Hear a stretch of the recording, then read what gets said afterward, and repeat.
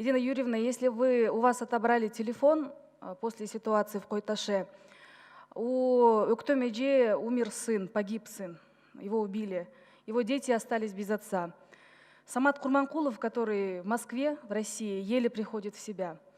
Мы все в стране заинтересованы, чтобы истинные, те, которые убили, брали в заложники или пытались убить, или те люди, которые виновны в ранах, да, 20 человек попали в тот день в больницу. Вы прекрасно сами знаете, вы сами там находились.